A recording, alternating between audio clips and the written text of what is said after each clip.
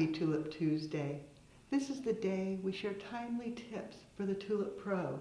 Today, talking tulip. How appropriate. One of my favorite spring blooms, actually available year-round.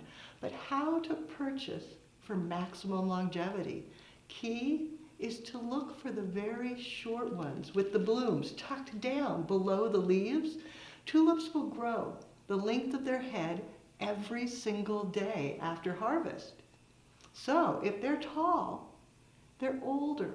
You want them to be very short, tucked down low. Then when you get them in, just look, remove any damaged foliage, give them a cut, and then drop them into a vase. You'll notice I'm using a very deep vase because that will support them as they rehydrate and begin to grow. For the Pro, you never even unwrap them. Leave them in the packaging, give it a cut, and then drop them right down into the vessel.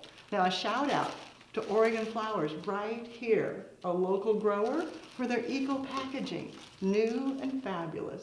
Now you know how to keep them fresh as long as possible.